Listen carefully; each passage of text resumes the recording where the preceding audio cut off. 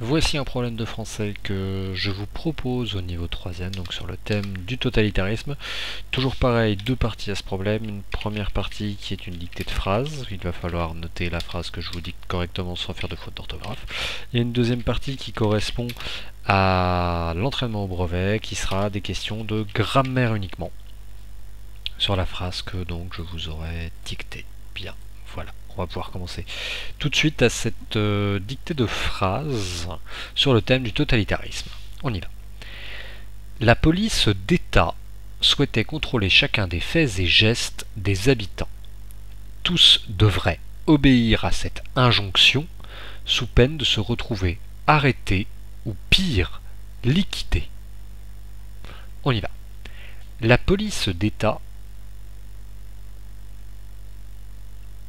souhaitait contrôler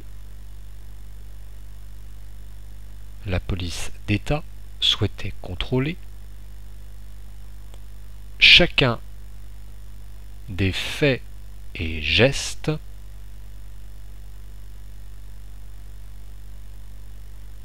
des habitants. Point.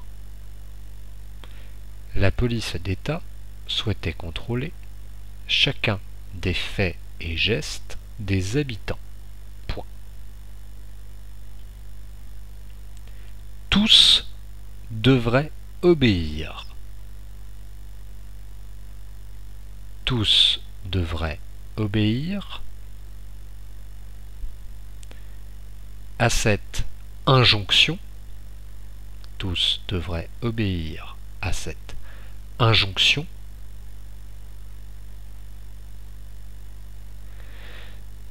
sous peine de se retrouver arrêtés,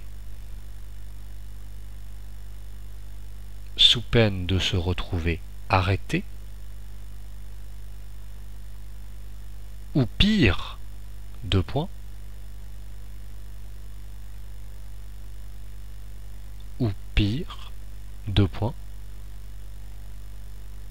liquidés, point d'exclamation.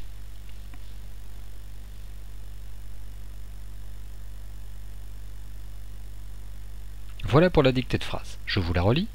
La police d'État souhaitait contrôler chacun des faits et gestes des habitants. Point. Tous devraient obéir à cette injonction, sous peine de se retrouver arrêtés ou pire, deux points, liquidés, point d'exclamation. Vous allez noter à présent les trois questions de grammaire que je vais faire apparaître juste en dessous. Vous les noterez bien et je vais les expliquer en même temps que je vais vous les indiquer. Donc, première question. Question A. Nommez la proposition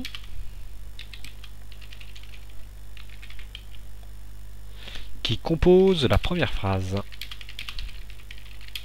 Souvenez-vous des types de propositions qu'on a vues, référez-vous aux fiches bilan qui existent, donc avec les propositions indépendantes, une proposition indépendante avec un seul verbe conjugué, des propositions coordonnées avec deux verbes conjugués, les deux éléments seraient réunis par une conjonction de coordination, des propositions juxtaposées, qui seraient séparées par une virgule, donc avec au moins deux verbes conjugués, deux parties de phrase séparées par une virgule, ou bien une proposition subordonnée, où il y aurait un élément qui relierait deux morceaux de phrase, où le premier pourrait exister tout seul, mais pas le deuxième. Deuxième question. Relevez le premier verbe conjugué de la phrase 2. Donc de la deuxième phrase qui vous est dictée, c'est-à-dire que si je répète, c'est tous devraient obéir à cette injonction sous peine de se retrouver arrêtés ou pire, deux points, liquidés. Donc relevez le premier verbe conjugué de la phrase 2, et puis je vous demande à quel temps est-il conjugué et pourquoi. Donc trouvez le temps auquel est conjugué ce verbe-là, et puis dites-moi d'une part comment vous le savez, il y a des éléments du verbe qui doivent vous permettre de le savoir, et puis qu'est-ce que ça implique au niveau du sens finalement de la phrase. Et puis dernière question. Donnez donc la classe grammaticale, ça je vous fais toujours énormément travailler dessus. Donnez la classe grammaticale précise des mots. Donc là, pour le coup, je vais vous les mettre en 3 petits points, il faut bien les écouter. Donc des mots arrêtés, donc ils sont à la fin de la dictée, hein. Arrêter et liquider.